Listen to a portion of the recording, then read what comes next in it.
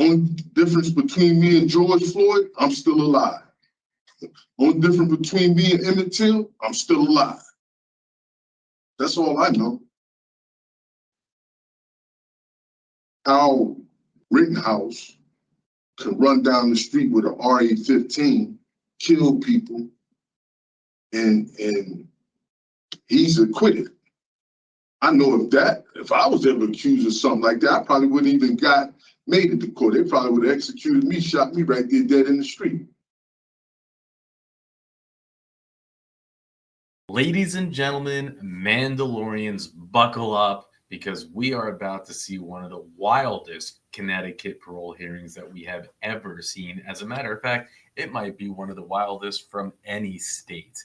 Now, let me take you back. See, this man, he should have been free decades ago. It was 1986 when he was charged, when he was just 15 years old for first-degree robbery. He had a couple of other charges thrown in there for good measure. But it's what he did while he was in prison that is why he is still here today. And that is going to get unpacked throughout this hearing. So you might ask yourself, is he being victimized, or can he not just get out of his own way? I'll unpack it with the details at the end. Mr. Robinson, can you please state your name and inmate number for the record? My name is Shawn Robinson, but I don't know which inmate number you're referring to. Mr. Robinson, the inmate number that we have in our records for the Department of Correction indicates number of 148846. Oh, that's the one from September the 14th, 1986, up Morgan, I think from Hartford. That ain't me. That was someone else's. But I've been serving time under that booking number ever since 86 of October. Yes, and as I indicated, the Department of Corrections records indicate that that is your inmate number, sir. You can please state your name and inmate number for the record. Robinson, and the one you just cited, Shawn Robinson. Thank you. So this is a public hearing in accordance with Chapter 14 Freedom of Information Act, Connecticut General Statute 1-200, which applies to this procedure. If you have any questions concerning the above, please bring your questions to the attention of the panel at this time. Again, this is a public hearing. Mr. Robinson, do you have any questions? Oh, yes, I do. Like you just mentioned, I would like to know, do you have the right Shawn Robinson? Because like I said again, that number was someone else's number. Someone's been using my name since 1986.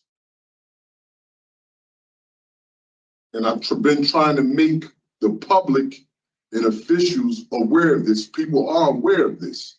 From September the 14th, 1986, someone was arrested while I was working in New Haven.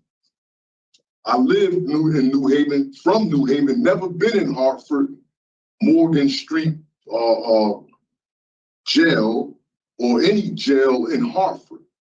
Yeah, I mean, I can't confirm any of this. We would have to continue your case to look into it further. That's what you want to do, Mr. Croshaw, because like I said, nobody's answering that question. And that's a very important question. I have documentation that's showing someone was just recently arrested in Hamden. I got the document here. I try to explain this to the... Can I ask you a question, Mr. Robinson? What are you incarcerated for right now? Really, I don't even know. I really don't know. I honestly... Do you know what you were sentenced, what charges you were convicted on and sentenced for? I know they say robbery and riot, a riot that never happened.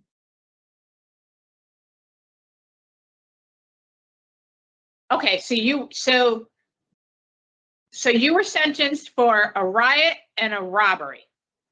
A robbery from 1986. Yep. Yeah. And a riot from 1990. Right. In Summer State Prison. which never happened. There was never no riot. Okay, but so what charges or convictions do you believe don't belong to you, but belong to another inmate? I didn't say anybody, I'm not pointing no fingers and trying to say somebody else's or none of that. All I could speak is for myself. The 1986 robbery, I did plead under the Alpha Doc. Now, I came across some documentation of minimus from 1987 that it don't clarify, is ambiguous. It don't clarify what I'm really serving time for or what I did serve time for in regards to 1986 in New Haven. One part of the minimus says, look like it say robbery. The other part of the minimus says something totally different. The site of the statute is totally different. And I just discovered this. I learned this like in 2020 while I was in Norman.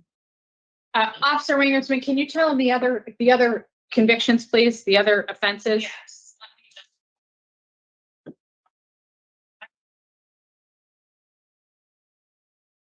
Right.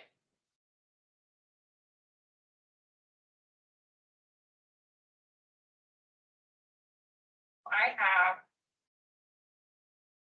sentence of total effective sentence, 55 years, 6 months, followed by 5 years of probation for 3 counts of robbery in first degree, attempted robbery first. I have an escape conviction, contempt of court, assault in the second degree, rioting in an institution, and weapon in an institution. Those are the convictions associated with this case.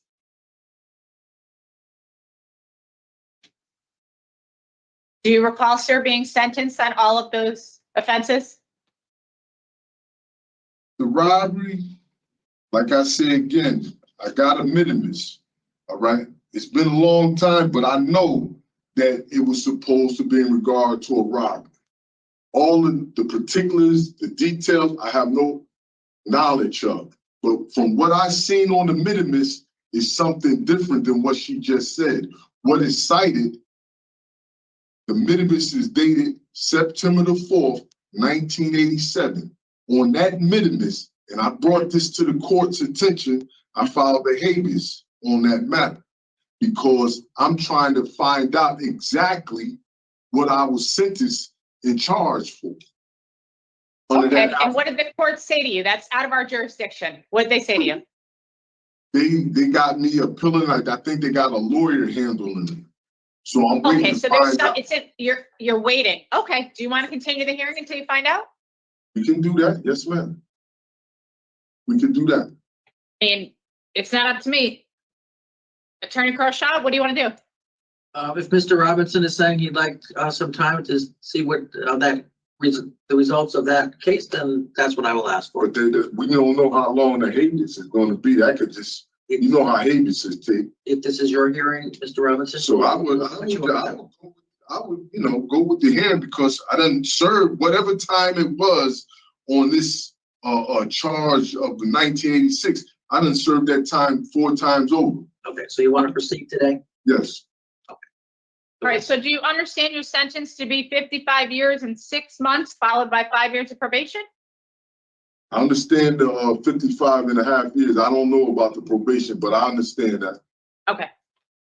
Thank you. So for the record, Mr. Robinson, do you wish to proceed with the hearing at this time? Yes, and one last question. Do you I would like to know from the board, do you want me to be straightforward or say what you want to hear? That's what I would like to know too. We always want you to be honest. Why would we want you to tell us what you think we want to hear? Because it seems like this is what's being tweeted in my ear all the time. So I want to be straightforward. I don't want to come here and run some game or say what you want to hear. I want to be as straightforward as possible. Yeah, we would appreciate that. And I would like to know another question. Do my innocence or guilt have any bearing on this honorable board decision? No, we are not here to determine innocence or guilt. The court has already done that. We're here to determine your suitability for release to the community. Thank you. All right.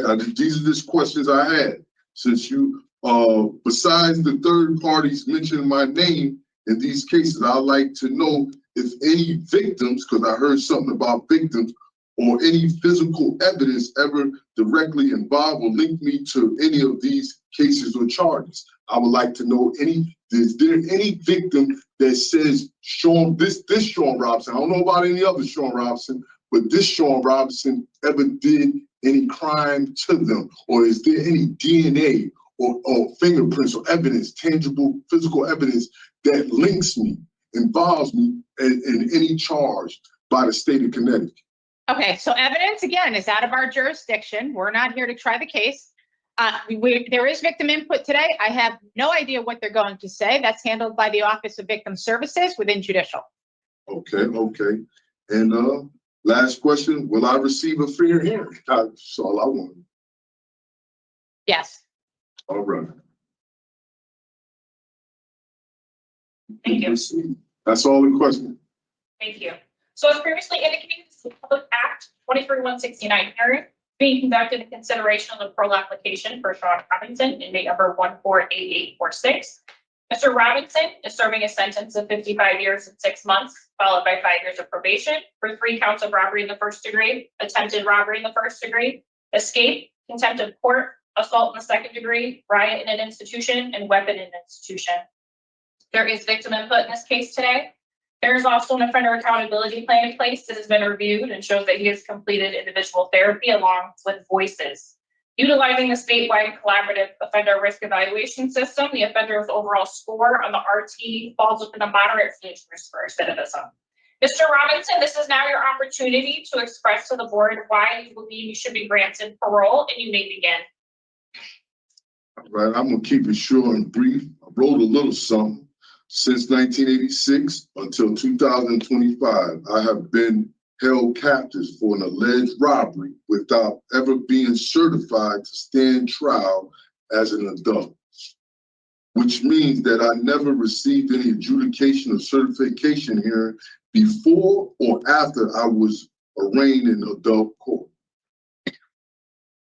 I have had to learn how to survive on my own and all alone behind these prison walls and closed doors with full-grown adults since I was a child.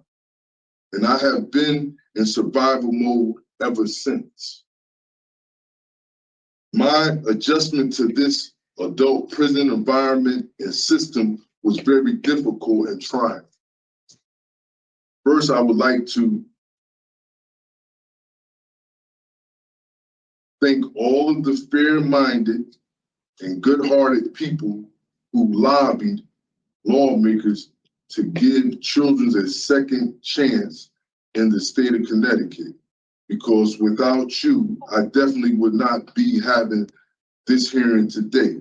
Also, I would like to thank all of those who have tuned in to show their love and support. Uncle Will, Jay, Teddy, Tasha, Sonia Barbara, Curtis T, James Lewis from WTCC 90.7 FM radio in Springfield, Massachusetts, Attorney Alex Tobis, Attorney James Mortimer, Miss Sally Jorgen, Miss Ivelisse Correro, and Mr. Trey Brown in Black Lives Matter.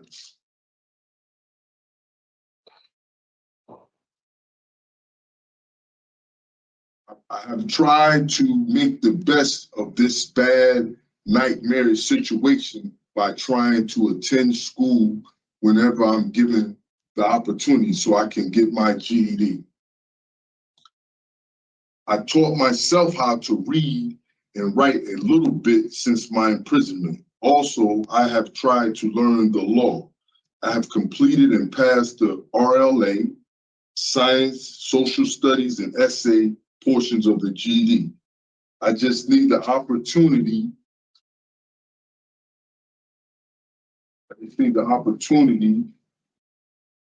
To take the math test.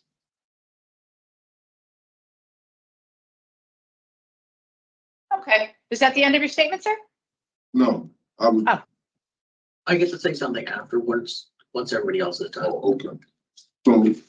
So during this, my incarceration, being held in here for nearly 40 years, I don't understand why I am being denied parole the previous time. Why am I being denied a fair opportunity to be back in society, to be with my loved ones, to start a life that I never had a chance to have or start? That's what I would really like to know. And that's what I'm ready to do. And I can do that if given the opportunity. Now, people say my institutional record is why y'all denied me in 2015. And then recently, 2023, I was denied parole, claiming my institutional records. The parole officer, Ms. Wangerston, she claims that I have a criminal attitude. I don't understand that. To say I have a criminal attitude. I haven't been involved in any gang activities, drug activities, or stuff like that.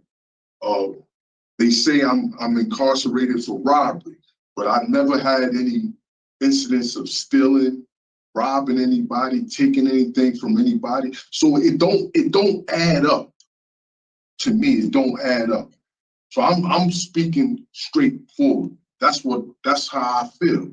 I don't think I'm getting a fair shake by the DOC, by the state, by this parole board.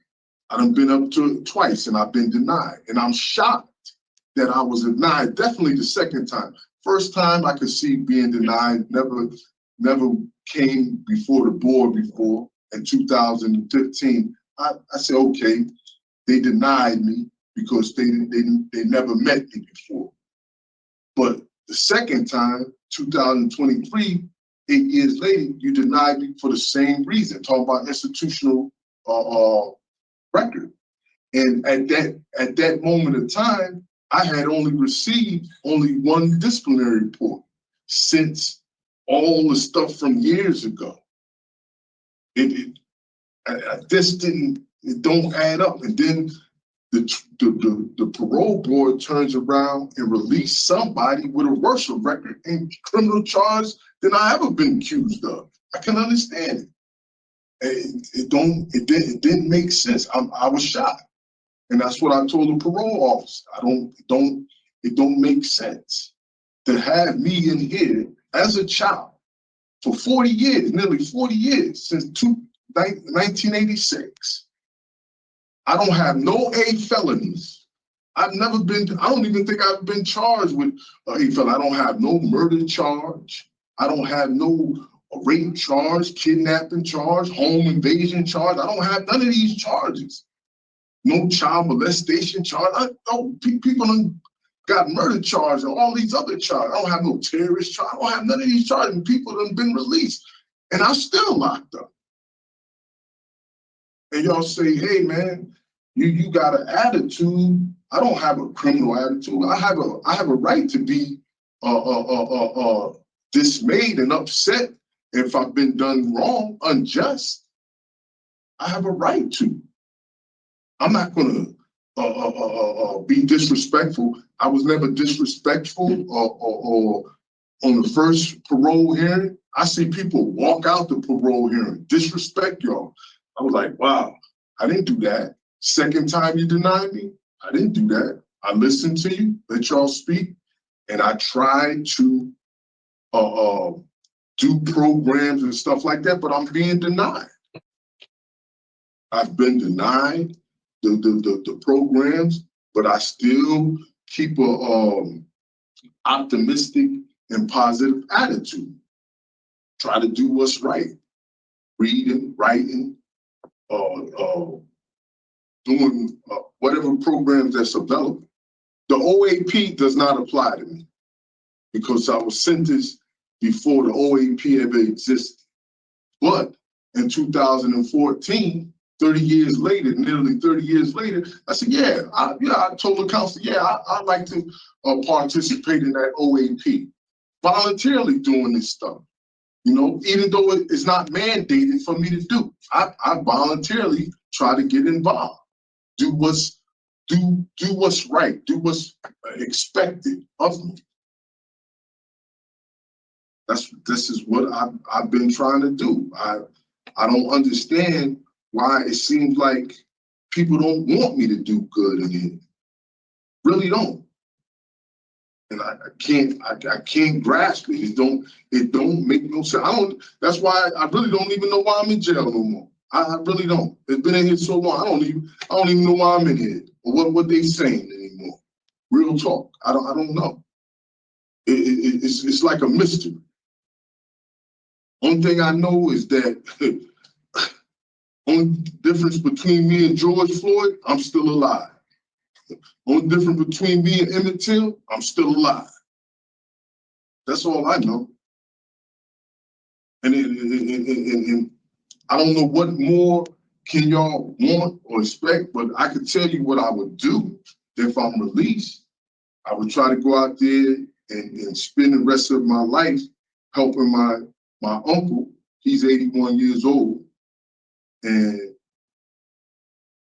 living alone. So, you know, I want to be there for him. You know, he ain't got too much long to live. Everybody else in my family done passed away. DOC didn't even tell me my mother passed away. They told me nothing. They never even let me go to the funeral, play my last respects or anything. So everybody that I looked up and raised me, they're all gone.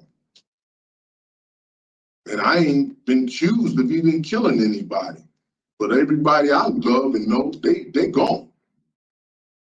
I don't know if any robbery or robber ever did as much time as I had. I don't know. And it just is not fair. It's not right.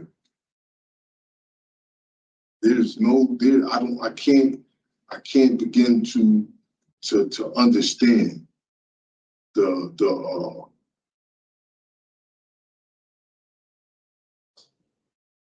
way that how Rittenhouse can run down the street with an RA-15, kill people, and he's acquitted. I know if I was ever accused of something like that, I probably wouldn't even made it to court. They probably would have executed me, shot me right there dead in the street. You know, that's how I see it now. This is what I see. This is how I feel. This is how I feel that I'm never going to get a fair shake.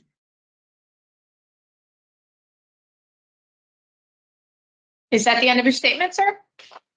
Did you want to talk a little bit about your discharge, what you tend to do when you're released? Well, yeah, I would, if I am released, I would, you know, work. I would like to further my education. I would like to try to get involved in community activities and programs, stuff like that, help the youth and the elder, people that's unfortunate can't, you know, do for themselves. You know?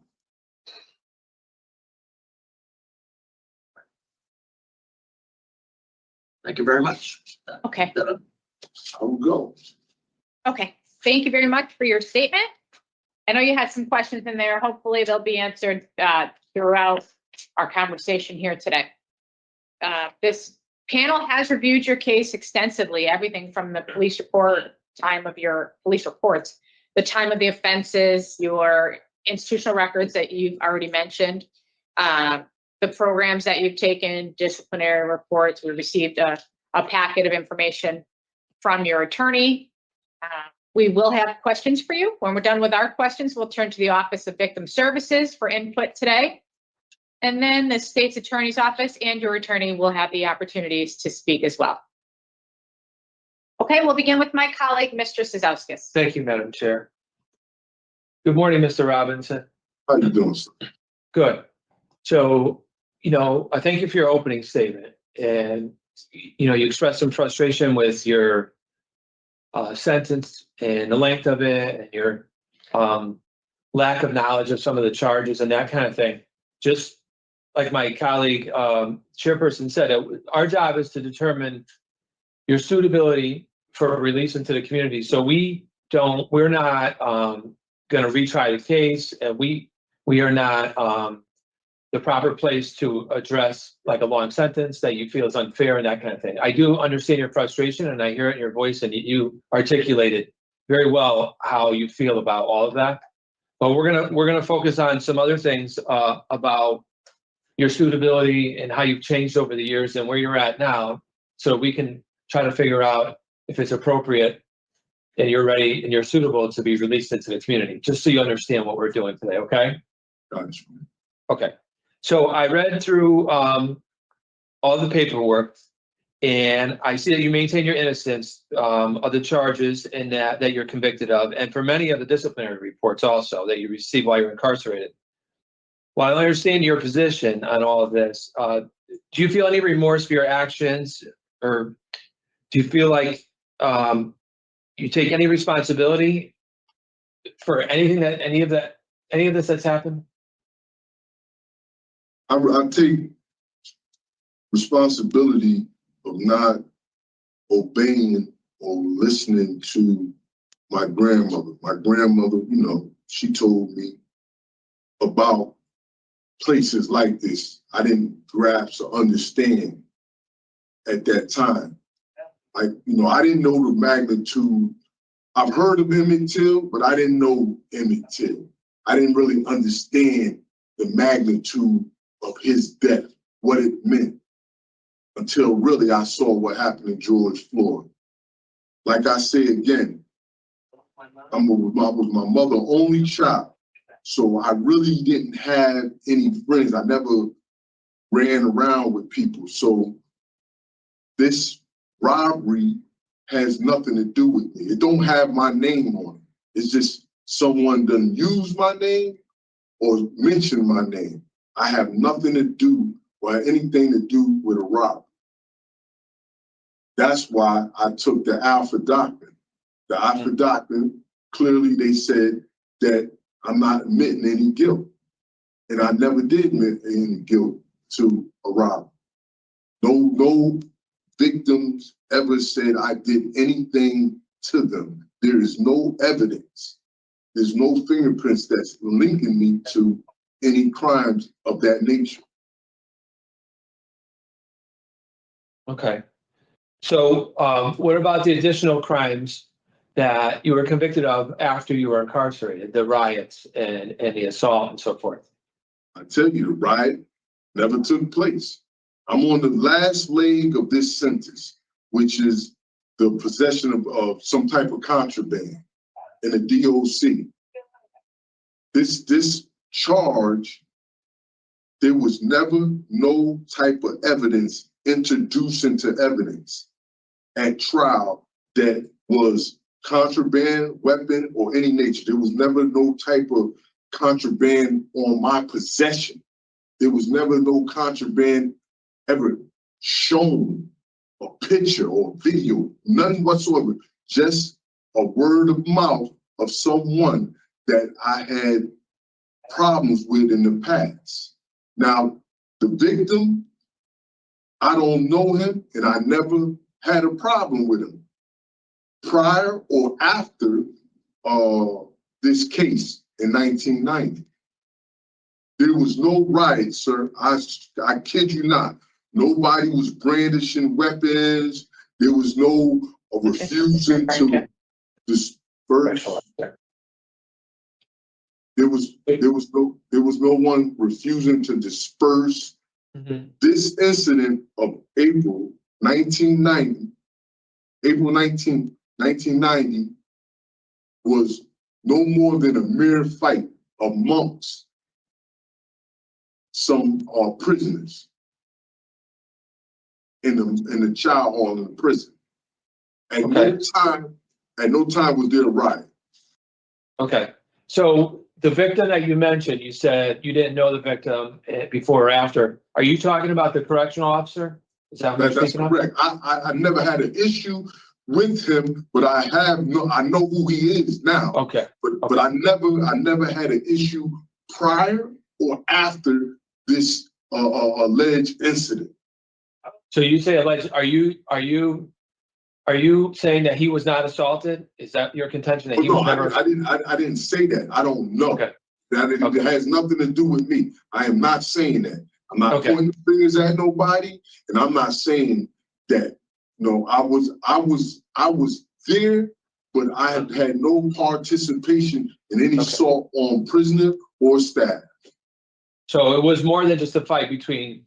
You say it wasn't a riot, but you say it was a fight between prisoners. But a correctional officer was, severely injured. So it was more than a fight between prisoners. The correctional officer had gotten assaulted, but you're claiming it was not by you. No, I'm talking about riot wise. As speaking of the charge of riot, I'm speaking like, a riot. There was nobody brandishing weapons. There was no property destroyed. They didn't have to call in the riot squad and state police to quell any disturbance. Like I said, this incident relates or is surrounded and occurred due to a fight amongst a couple of prisoners. So that's how it happened. I understand. In the reports, it said that the correctional officer was injured so bad he had to go to hospital and everything. It appeared that he was injured by a weapon, from what I read. Well, like I said, I had nothing to do with that. Yeah. I think it was more than one staff member that got injured. It was several staff members. If I'm not mistaken, from what I recall, it was more than one staff member. Now, I'm not no Henry Lee, okay? Yeah. I'm not no science forensic expert, okay? Yeah. But I can tell you this, right? And I explained this to Mr. Croshaw. In my view, I think what you're talking about only was committed by one person. This is what I believe. I can't prove it. I don't know it. But this is what I believe. You're saying there was no riot, there were no weapons, but clearly they were injured by weapons, and there were multiple staff members injured. I mean, it's sounding more like a riot now that you're describing it, to me, than a fight between two prisoners. Like I say again, it was definitely no riot because under the statute, what I've read and the understanding of riot, no one was refusing to disperse. There was no property damaged or destroyed, or they had to call in a riot squad. Okay. Now, during the process of the staff trying to intervene and break up the fight, that's when I think they was injured. Okay. But like I said, you're not trying to retry the case, but from what my understanding, sir, from what I gathered in this incident of April 19, 1990, is that, to me, I think those staff that was injured in the way you said with a weapon, that had to be one person. I think only one person committed that. Okay. Now, like I say again, that staff that I was falsely accused of assaulting by another staff member that I had issues with, I had problems with, and I always had problems with him. Prior to this day, I had problems. He falsely accused me of assaulting Mr. David Shakowski. You're talking about a different correctional officer, not the one that was injured. That's correct. Okay. His name is Rodney King, to be exact, so we can be on the same page. Okay. Rodney King is the person that I had issues with. And Rodney King is the liar. In his report, he even has. Okay. No, it's okay. Yeah, I think we're gonna. I understand your position. You're talking about you had a problem with a different person, not the victim.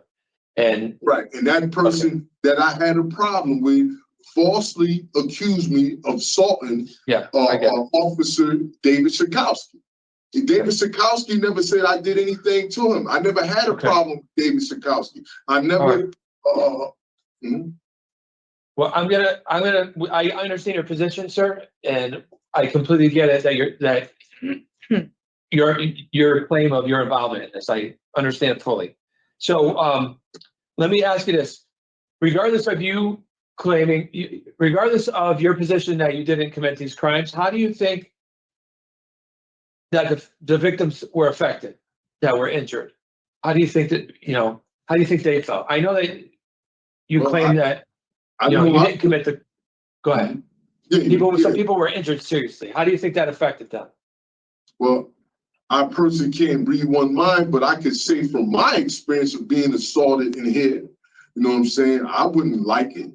I'm guaranteed they didn't like it. They just probably was doing their job. So, like I said, in the process of doing their job, they was injured. So I don't, they like them individuals never did nothing to me. That I can tell you. I never had a problem with any of those individuals. How do you think they felt when they were recovered and it was time for them to come back to work? How do you think they felt about that? I have no idea, sir.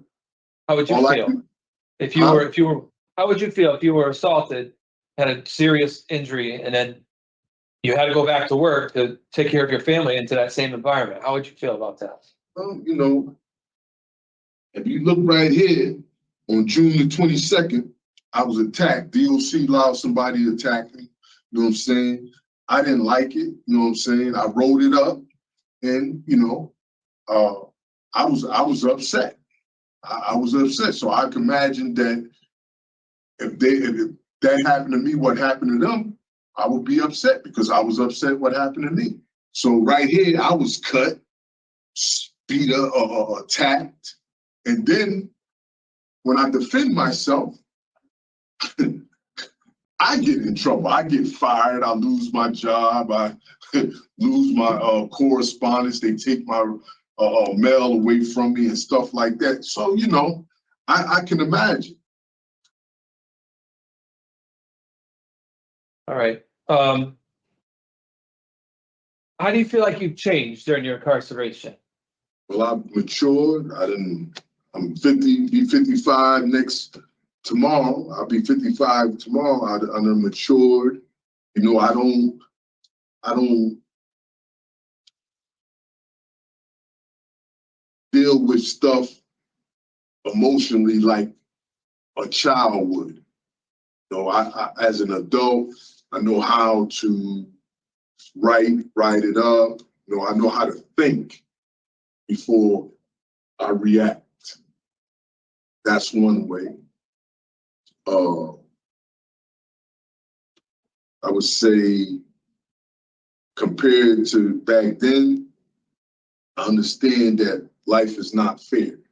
So just because I'm wrong, there's no need for me to hoop and holler. Just because the guard opened my door and allowed somebody to attack me and I defend myself, then I still get in trouble. There's no need for me to, just self-destruct. Instead, I write it up. Instead, I let the courts know about it. I let my attorney know about it. I let the right people know they can do something about it, like that. Okay. I also read some information in here that you've been attending religious services and that you feel that helps you. Can you talk about how that helps you? I'm studying in 10 religious service, number of religious service. It's something that gives positive energy, positive motivation. You hear something that, you might never heard before, or you might hear someone else's life story or problem or crisis. For example, Job. I guess if everybody ever heard of Job, Prophet Job, he lost all of these things, his wealth, children, but he stayed fast. He maintained some type of optimism, a positive outlook on life. So, you know, when you hear those type of things and people prior to you, or for example, what Jesus went through, you know, if he can go through it, then you know, it gives you inspiration. You can do it. You can make it. You know?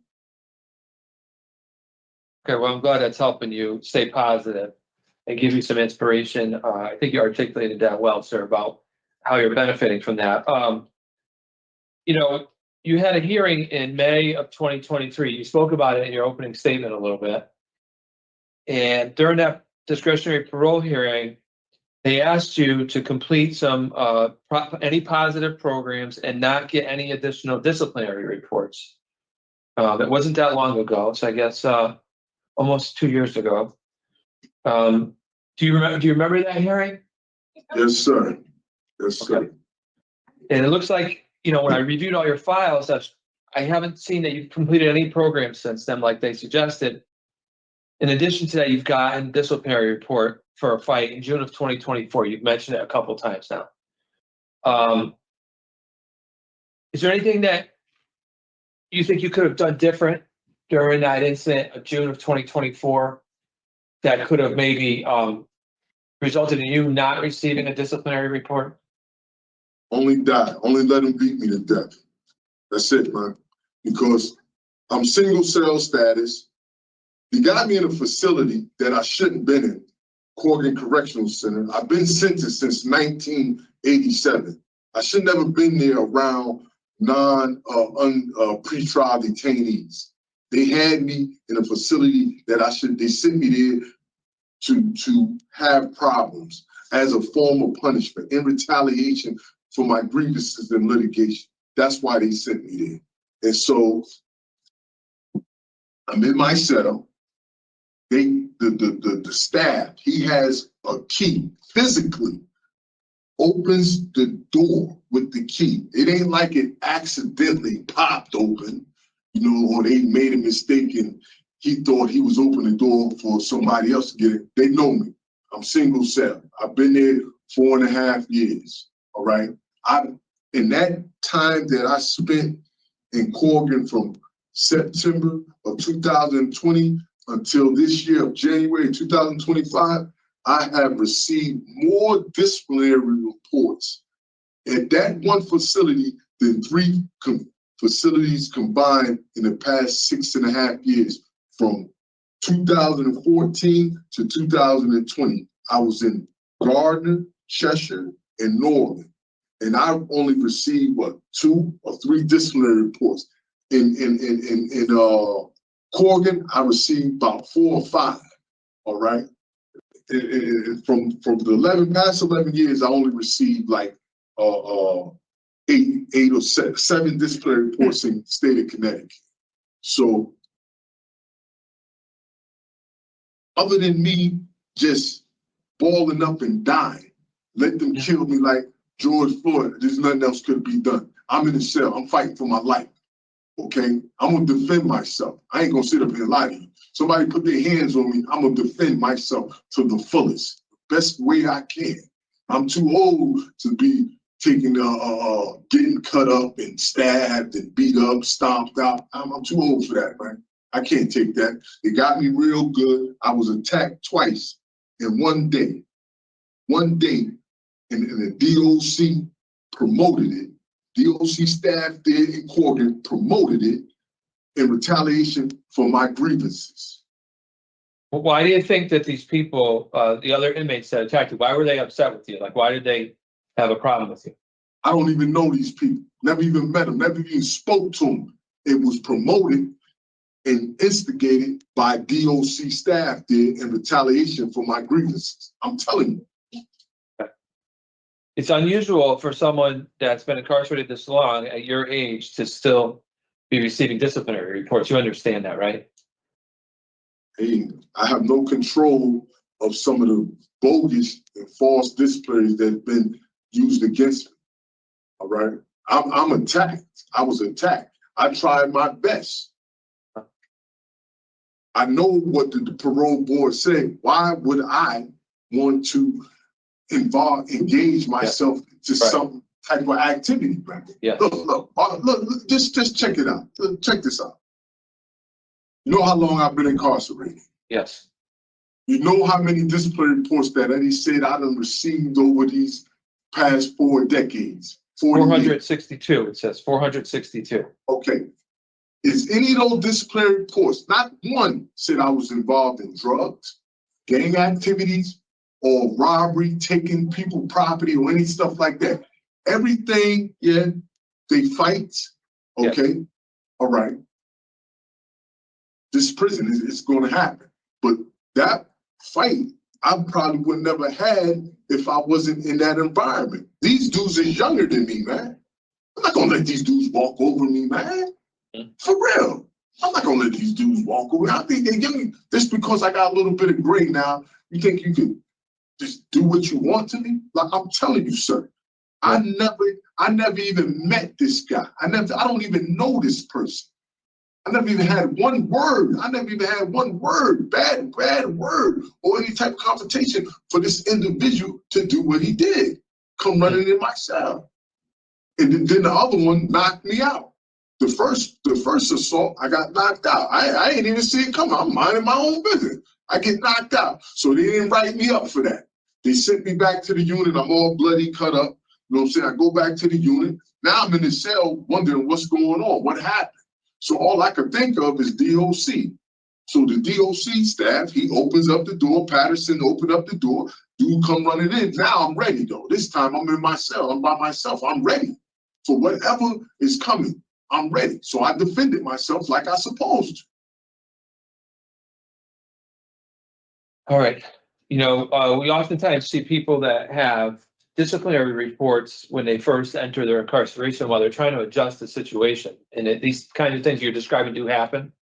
But, you know, my experience has been as people get older and they get more acclimated to the environment that these things kind of stop happening. And then, you know, when they start coming up for parole and we're trying to determine suitability, you know, there's been some years of no problems in the facility. So, you know, we like to see that so we can feel more comfortable with your suitability going out into the community. So that's why I'm asking about those things. You know, that's why we focus on. I understand your frustration at the last hearing was that you felt like they were scrutinizing you about these disciplinary reports and your behavior. But I just want to explain to you that's why we look at that, because we want to see if you're suitable. Are you ready to comply with the laws of living in a community? You know, so that's why we ask those questions. When the parole officer interviewed you before this, and you mentioned this also in your opening statement, sir, you know, they asked you about your programs and your OAP, and you said, well, that stuff doesn't apply to me. So I'm trying to understand why you believe that taking programs and proving to us and to yourself and getting yourself help toward rehabilitation and making yourself more suitable, why does that not apply to you? No. I'm not. I don't mean it like that. I mean, okay. OAP as for sentenced prisoners is certain prisoners that recently that got sentenced. It applies to them. It's like a mandate.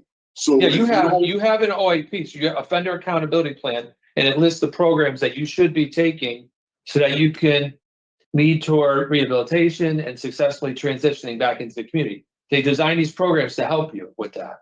But so you do have an OAP and it does apply to you. And you should be taking those programs. I signed that voluntarily. What I mean, okay, so this is what the DOC is saying.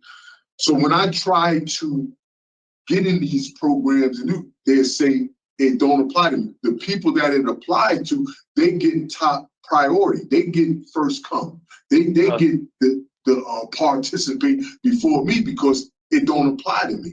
I'm doing it voluntarily. I signed for it in 2014. I've been sentenced since 1987. So before OAP even exists, there was no such thing as an OAP. So I was talking to a counselor and she brought it up and said it would help. Help. Yes. Right. And so it was something to do positive. So that's why I signed. I want to be involved in it. That's why I participated voluntarily. It ain't, I'm not participating in it because it's mandated. Oh, I understand that. I'm participating in it because I want to show that I'm trying to, do good. I'm trying to do something positive with my time. And just like when you talked about the religious services, that you get inspiration and hope and all those things you said about how that helps you, these programs will help you in the same way. Absolutely. Absolutely. You know what hurts you in getting programs? You know how you get to the back of the list on getting programs? Is this disciplinary reports. That puts you to the back of the list, So they don't give people programs that are going to be disruptive during the program and have a record of getting into fights and other things. So that's not helping you when you try to get into programs, So from 2014 to 2019, how many disciplinary reports I got? Because for like 5 years, almost 5 years, I didn't have a disciplinary report. So and you were in a program. You took voices during that time, right? They put you in a program. Okay. Remember taking that? Yes, but then how am I in the programs that they wouldn't allow me to take during that time? I didn't have any disciplinaries. Yeah. So I didn't have, there's no excuse.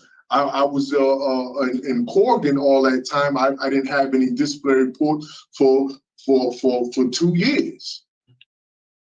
Why wouldn't they didn't let me? I can't answer why, but I can tell you this though: if you get disciplinary reports, you definitely go to the back of the list.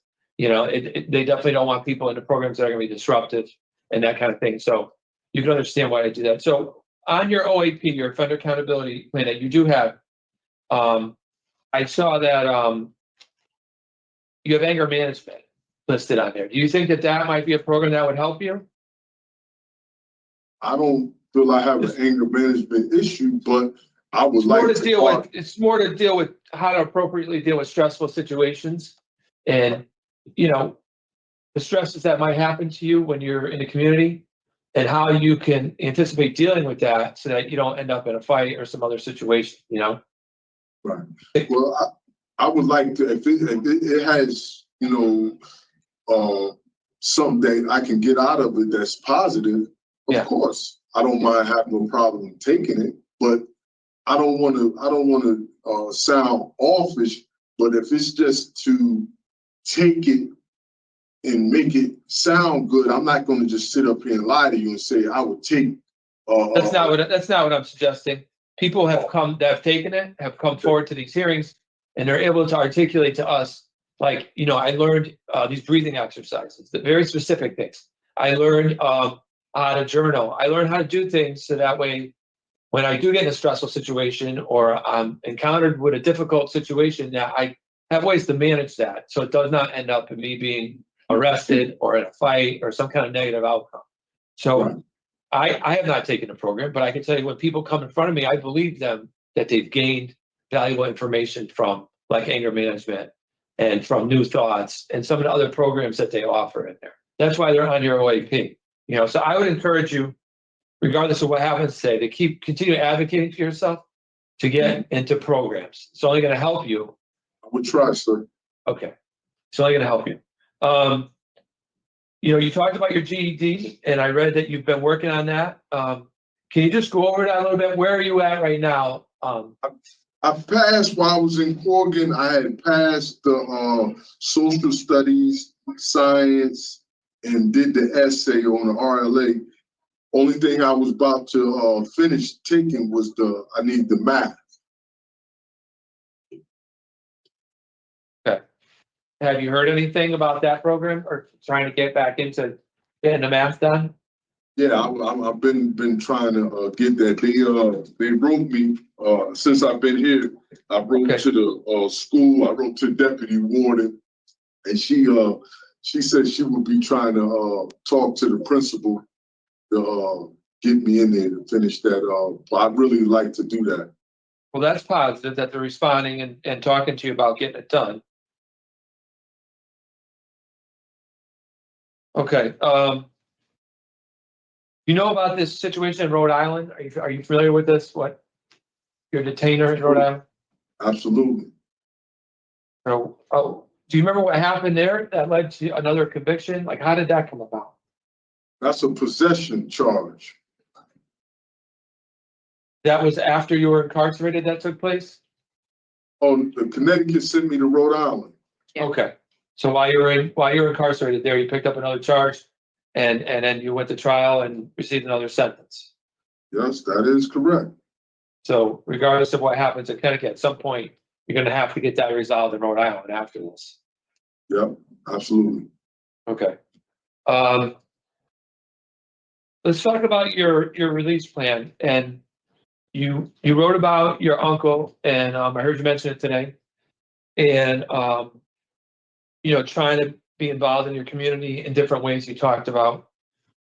Do you want to live with your uncle? Do you want to go to a halfway house? What do you think is best for you when you get out? Well, I thought, since my uncle up in age, about like 82, he just had a birthday in the last month. He lives alone. My aunt passed away, and his daughter, my cousin, she lived down south. So, I thought maybe to be with him and help him out. I can do chores around the house, and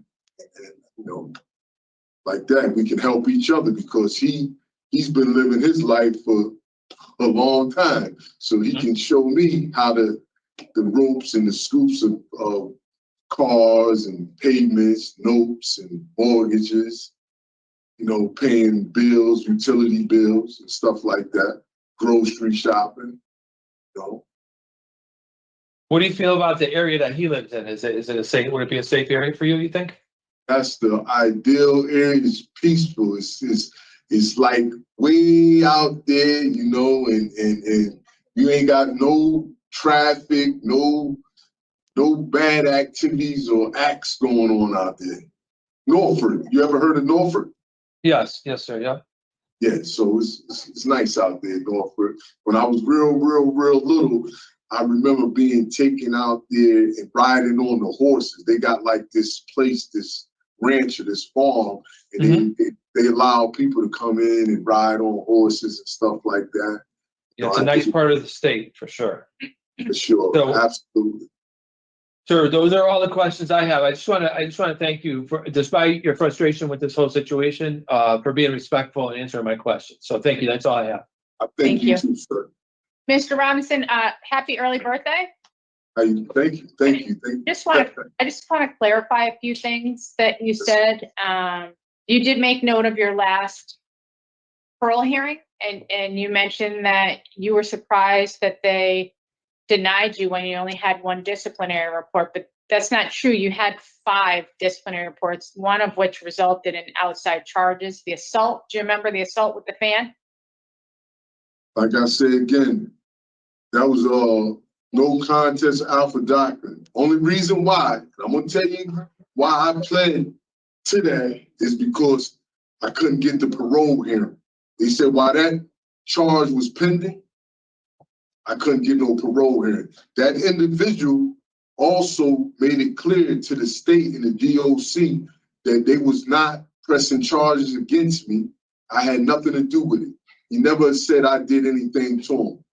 Well, so I read the disciplinary report, and in the disciplinary report, you admit to assaulting him with a fan, and you say that you never altered the fan, so you didn't think it was a deadly weapon. You didn't think it should be considered a deadly weapon.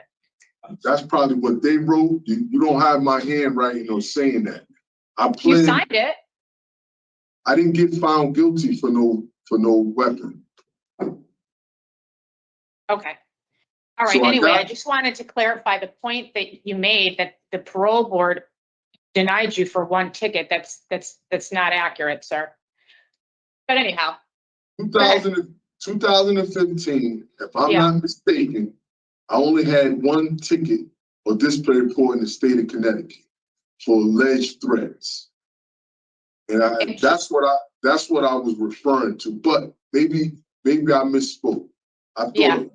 I'm looking at the records. Yeah, you did misspeak. But that's okay. I'm curious, in all these years, did you apply for a sentence modification with the courts? I applied for the sentence Commutation. Y'all denied it because I don't have the police report. And I told y'all Your application was returned because you didn't have the police report? from New Haven, and I explained to y'all that DOC have destroyed my property so many times that I don't really have nothing left. Okay, no, but I meant with the courts. Did you file for a sentence modification to have your sentence reduced with the courts? They did a sentence review or something I like don't believe he did. No sense modification. a sentence review, I think, was done long Okay. time ago in the Okay. 90s. All right. So I went back and reviewed all of the parole file that we have. And in 2015, in preparation for that hearing, you were interviewed by a parole officer.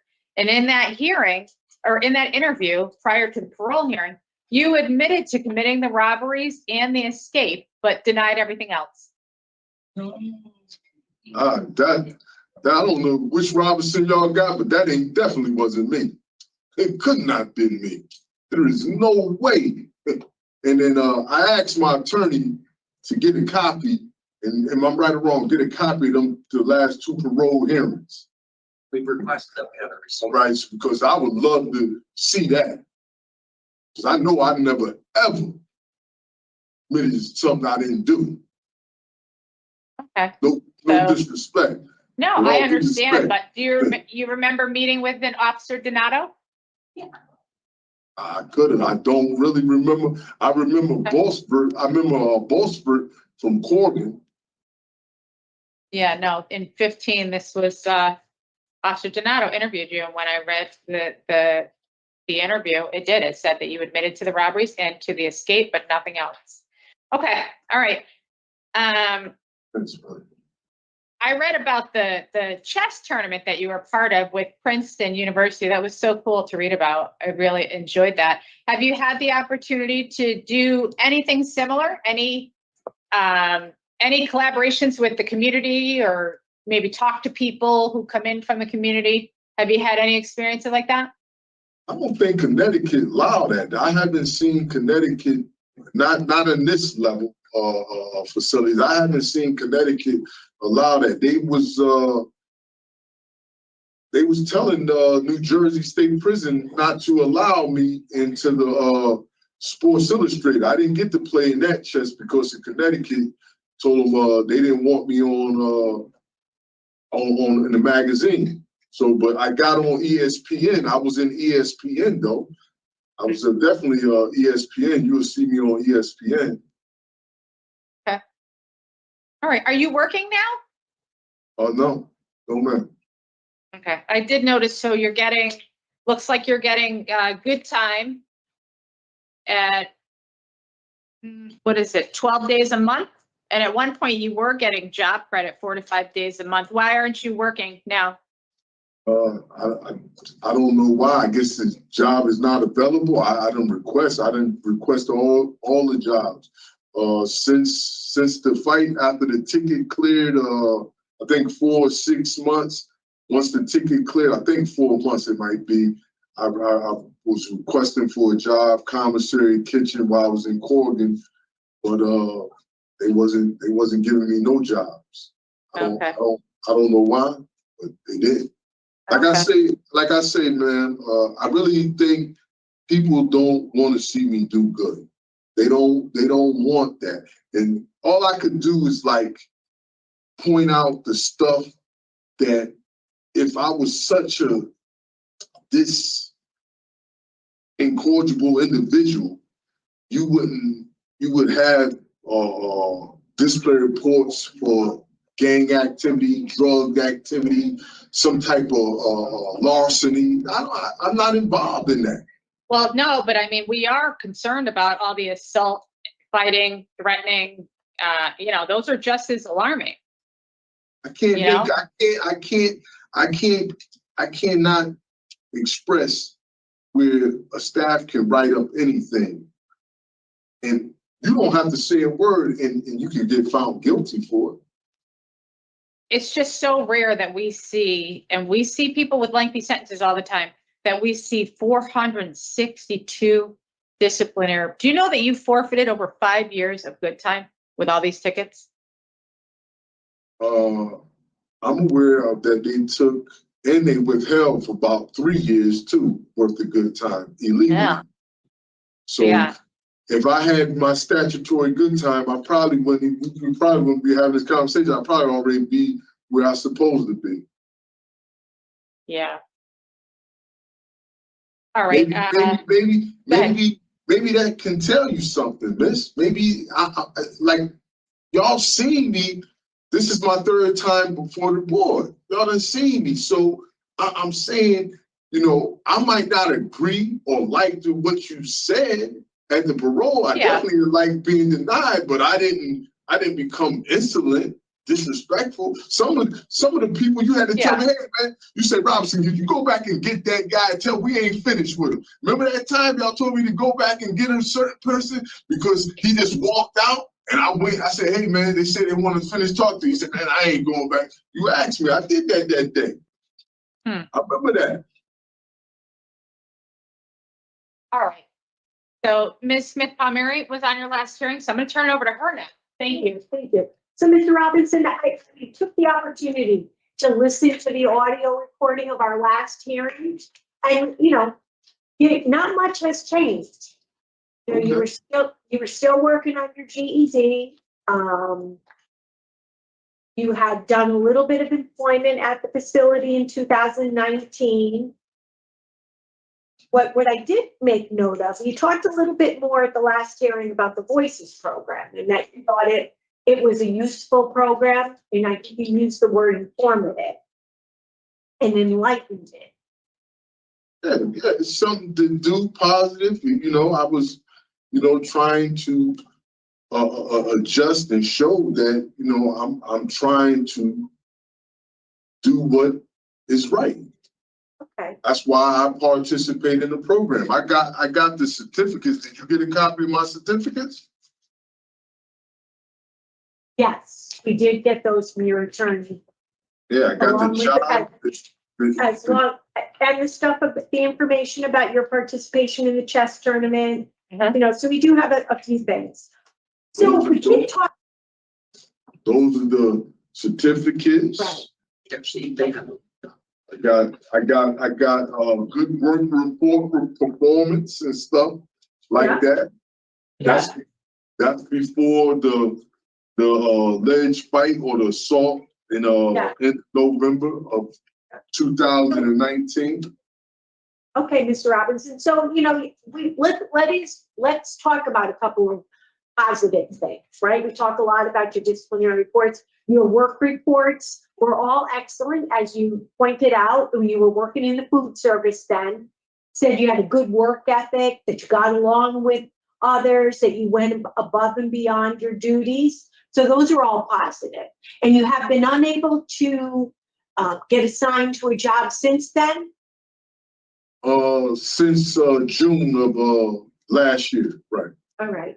And at the last hearing, you talked a little bit, although you were not assigned a job, you were doing some voluntary cleaning around the unit. Do you still do that?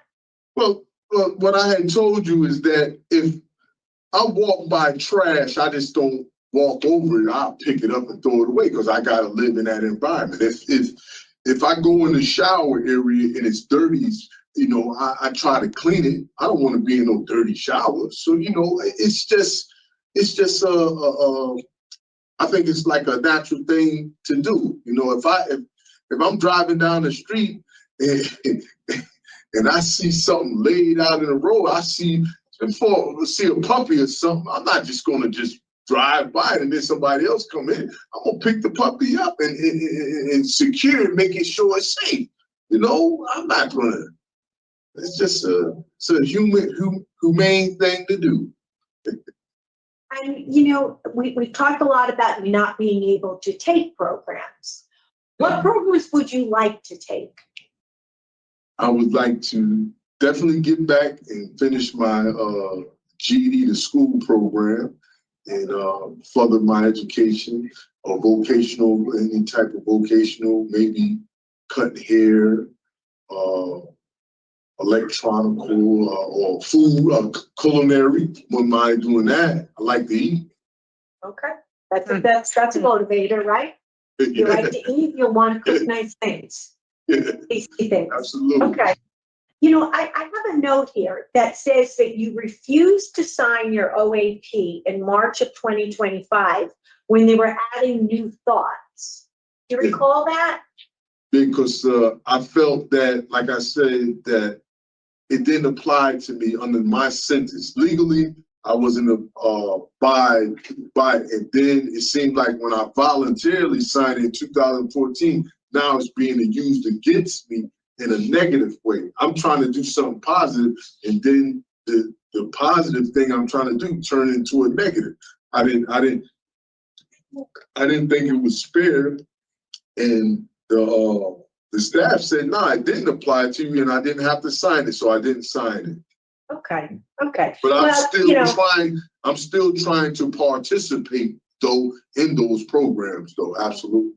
yeah, and I'm not too familiar with the ins and the outs of whether or not, you know, you have to have signed your program, your OAP to get into a program.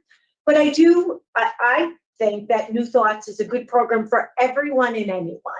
We could all benefit from New Thoughts, you know, helps you process information, helps you process your decision making. So if it comes your way, you might want to think about it. I would recommend you take advantage. But like I said, I've been trying to do these programs voluntarily, but they telling me that I'm not on the top of the list because there's other people ahead of me that's mandated. They have obligations. And me, I don't have that obligation, but this is what they're telling me. So I don't get on the list, and I didn't have no disciplinary report at the time, so there was no excuse for me not to be allowed to participate. Okay, okay. And you know, you do have, I went through all your disciplinary reports because I was interested to kind of track how old you were when some of the bigger clusters of disciplinary reports happened throughout the years. And I did note that you do have small pockets where you didn't seem to have any troubles. You know, like, for example, 2017, 16, 17, 18. Looks like you were at Gardner and you didn't seem to have too much trouble. You know, I don't have any disciplinary reports throughout that particular time frame. Right, 2016, 2017, 2018, you're correct.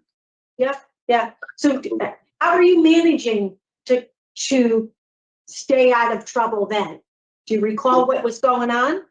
Well, you know, honestly, I wasn't writing nothing up. So if you don't write nothing up, you don't really, you're under the radar. You don't get no retaliation. Once you start writing stuff up or you have an issue and then you write it up, you become a target. There's going to be some type of reprisal, informally or formal.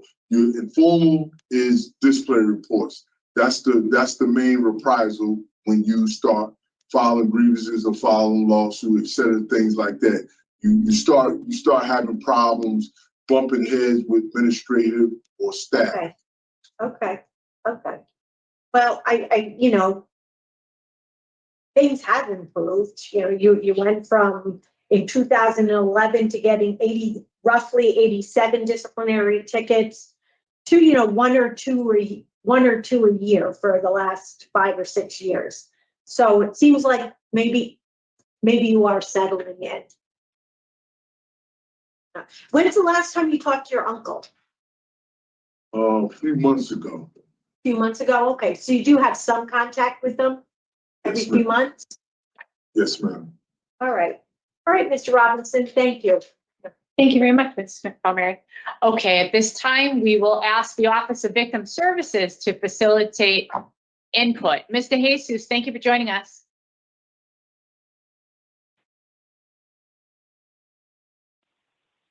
Good morning, board members. I don't see the victim on here. Can I be given a brief moment so that I can contact them? Yeah. Thank you.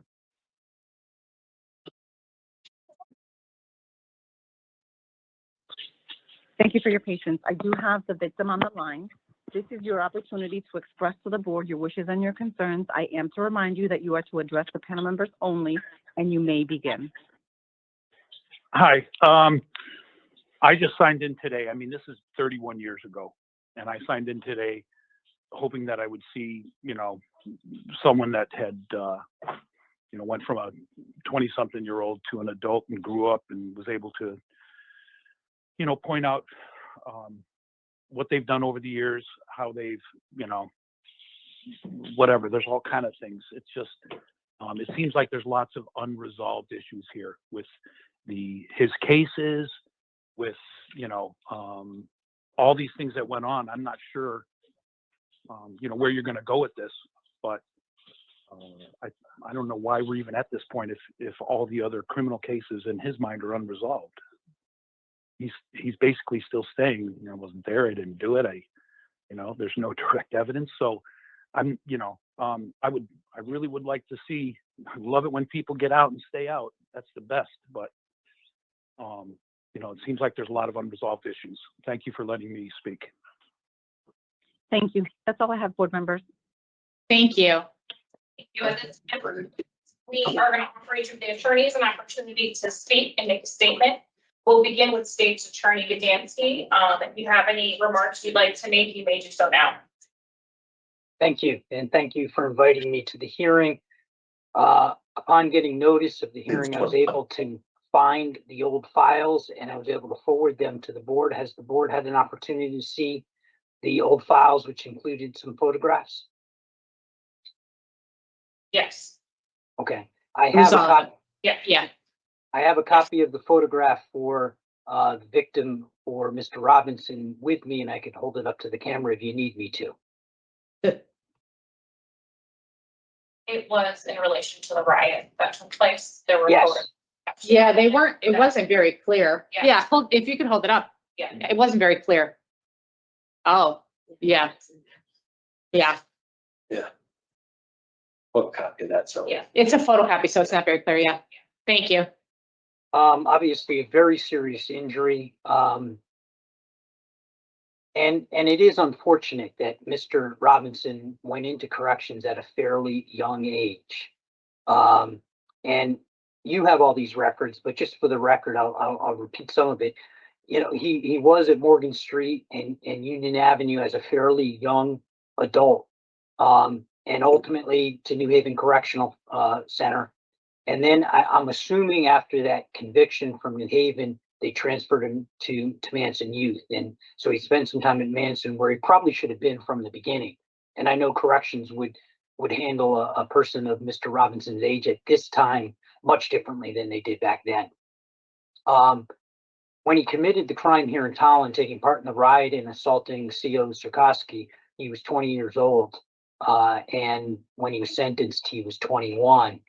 And I could see from the records that he's had discretionary parole hearings before, and the board spoke about it this morning, in December of 2015, and then again in May of 23.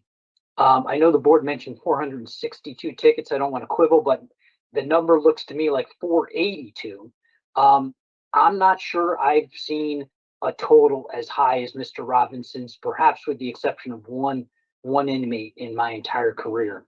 And as the board noted, he has had 2 disciplinary reports since his last discretionary parole hearing. He had a security tampering in April of 24, and then the fighting in June of 24. He also has that 3-year consecutive sentence out of Rhode Island that Mr. Robinson euphemistically refers to as a possession charge, but the board knows that that was a weapon charge. And unfortunately, he has spent most of his life in prison. But the more unfortunate thing is, instead of taking the opportunities that corrections has provided to him over many, many years, he has not taken many of those opportunities. In fact, has continued to engage in violent, sometimes criminal behavior, including the riot in Summers back in 1990. I know for Mr. Robinson, he wants to put it all on that I didn't do this. And in fact, that seems to be a theme for Mr. Robinson. It's never his fault. It's always somebody else's fault. But there were witnesses. There was an eyewitness that identified him as the one who assaulted CO Sarkowski. But there were other witnesses as well that testified and made statements that he was part of the riot. Part of the record that I forwarded to the board was a statement from another CO that said on the above date, which was April 19th, while escorting inmate Robinson, he stated, quote unquote, mark my words, Allah, as my witness, I'm going to kill one of you mothers and I'll have to go to the electric chair. This occurred in segregation.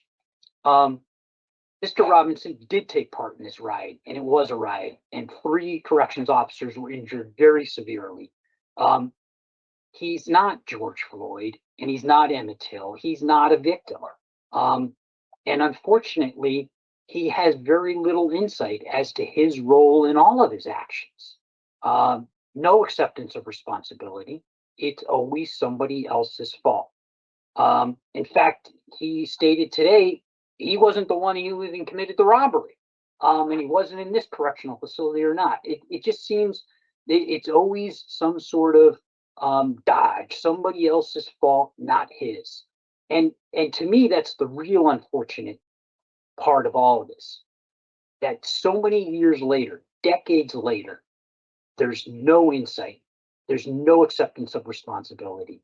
And as the board pointed out, I don't have access to these records. The opportunities that Mr. Robinson must have been presented over the years and decades, he's taken very little of them. I cannot think of a worse candidate for parole. And I know Mr. Robinson's gonna be on the street at some point. As the board pointed out, he's given up almost 5 years of good time. He might have been out if he could have just behaved himself, but he can't. He can't because he doesn't take the opportunities that corrections presents to him to better himself and provide insight to himself. And he's still a violent, aggressive person. And maybe those things go hand in hand. So I can't think of a worse candidate for parole. I know we're here because of a change in the law. And in fact, he's already had 2 parole hearings. I don't know when the next one occurs, but maybe at this later stage in his life, perhaps Mr. Robinson hears the board, and I heard the board today, questioning, and I'm reading between the lines of why you didn't sign the plan and why didn't you take this opportunity. Behave yourself so you can get a job.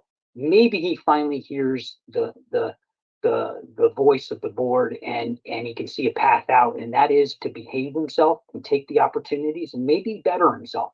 But at this point, even after all these years, after all these decades, he's not there yet. And I'd ask the board to deny this parole. Thank you, Attorney Gdansky. Thank you. At this time, Attorney Croshaw, if you have any final remarks you'd like to make, you may do so now as well. Thank you very much. Good morning, everyone. Thank you for this opportunity. Just to clarify, was that Officer Sarkowski on the phone as the? Mr. Jesus? I'm trying to figure out who was on the phone. Yeah, as I'm the asking victim? the office. Yeah, I'm asking the Office of Victim Services now. Thank you.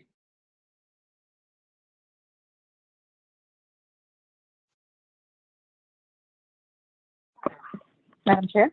Yes. The question I'm is not which sure. victim gave a statement today? I would have to confer with my supervisor to see if that's something that, because I was under the understanding that the victims don't have to state their name as long as we verify that they are a victim. Okay. Do you wish for me to verify that with my supervisor? Please, yeah. We don't need a full name, maybe just initials if that's okay. Okay. Thank you. Initials, oh, wait.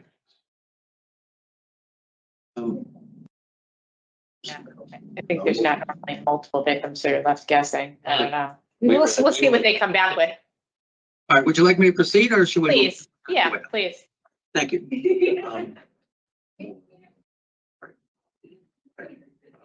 Mr. Robinson is asking me to share with the board that he was never at Morgan Street. But I will try to be brief. Sentences should reflect the seriousness of the offense and be proportional to the harm to the victims. We believe that 38 years that Mr. Robinson has served has certainly accomplished that goal. His case serves the cautionary tale to anyone who might consider committing the same offense. Mr. Robinson has made substantial efforts towards improving himself. Although he has stated the OAP doesn't apply to him, it hasn't stopped him from participating in programs. He's also on the waiting list for others. I think he should be given full credit for his voluntary participation in those programs. It also deserves noting that despite his limited means and abilities to contribute to others, he was able to contribute to the nonprofit National Diaper Bank Network. In terms of a discharge plan, Mr. Robinson will benefit from the structure and support that might be offered from a halfway house. He has also indicated there's someone who will help with employment. But if that falls through, he will need some additional support. In terms of employment, he's expressed interest in being a hearse driver, as well as getting a job in pest control. His goal is to live a humble, meaningful life without ever getting into trouble again. For those reasons, we ask the board to find that there's a reasonable probability that he will live at liberty without violating the law, and that the benefits to society weigh in favor of granting him parole and to grant his parole.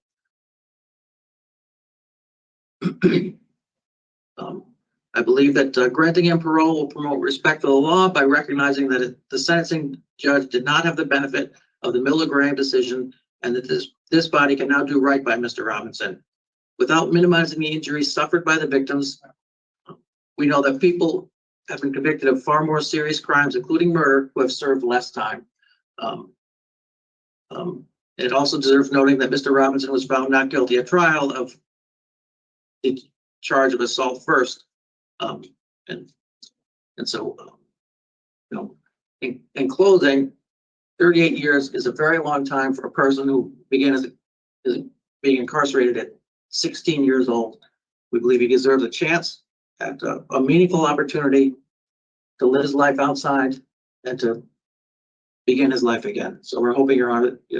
The board will grant application for parole. For the display, you said I had 2 for the security check.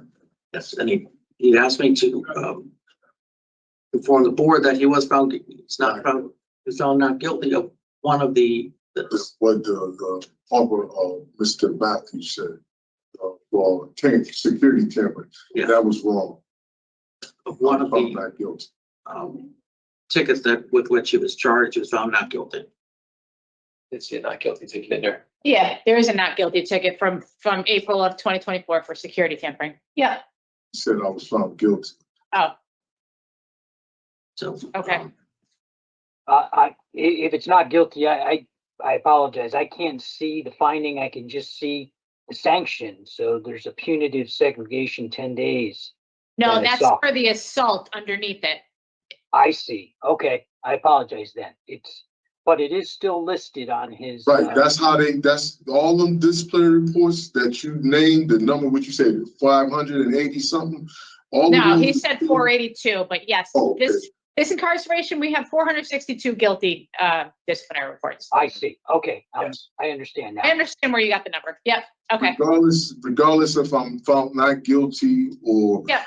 acquitted at trial, they still are listed, so Right. it doesn't matter. And one other thing, sir, on that riot, I hate to inform you, but I don't know if you ever heard of Commissioner Larry R. Beecham. He never declared April the 19th, 1990 as a riot. That's the law. He never declared that incident as a riot. So, that's in black and white. Okay. Thank you, Attorney Kershaw. You're all set, right? Yes, thank you. Thank you. Okay, let's circle back to the Office of Victim Services. Ms. DeJesus, did we get a response?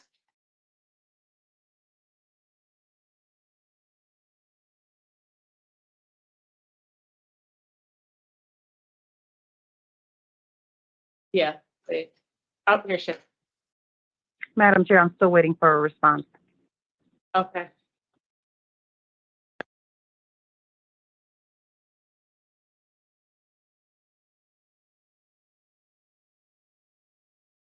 somebody else. Would you like to recess until we get a response from the Office of Victim Services? Attorney Kershaw? Yeah, Mr. Robinson is indicating yes, you would like to recess. Okay, let's take a 5-minute recess. We'll come back. Thank you. Okay, and we're gonna fast forward that 5 minutes. I felt the need to jump in for a moment just to say, like, wow, this is, like I said, the craziest thing. And the idea that they're trying to get it's like he's trying to say who is that? Is he even a victim in this case? It's bizarre, and it's interesting to me that his attorney is even entertaining it. But I feel bad for his attorney in the same sense. I mean, this has got to be one of the wildest hearings. But anyways, I'm going to fast forward. It was about a 7-minute recess. And at the end of this hearing, I am going to review with you all the information. Okay, we have appeals. We have a lot of info that Lady Holly dug up on this case. So if you're someone who is really curious as to what's going on, what's the truth, we can go over the court documents and bring some clarity to that. So hang around to the end. But for now, let's jump back in. Okay, so we're back on the record, and we do not use full victims' names on a live stream, but the Office of Victim Services is going to give us the initials of the victim. Mr. Jesus, thank you. Chairwoman, they are DS. DS, thank you very much. Is that sufficient?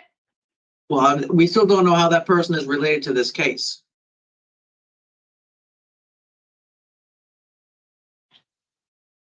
He was a victim of an assault.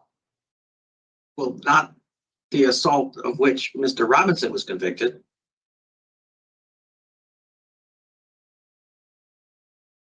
The documents that we've received and have reviewed, he is. We good, Oh, I'm sorry, my mistake. we good. All right, okay, thank you for doing that. Thank you. Okay, we're done with all the statements. So at this point, the panel is going to discuss your case. You can listen to our deliberation, and we'll come back to you with our decision. Mr. Sazowski, we'll begin with you. Sure. Thank you, Madam Chair. So Mr. Robinson is, looks like 54, right? He'll be 55 tomorrow. So, during our questioning and in documents, he claims his position is that he's innocent of all of these charges and most of the disciplinary reports. Tried to get him to come around and express some remorse or apology. And he did mention some things about not listening to his family when he was younger. That was about as far as we got. He did complete the Voices program, seems to have gained something out of that. It was back in 2019. He has some good work reports from his time while he's working. He's not working now. He seems to gain some insight from his religious services that seem to help him, as he articulated.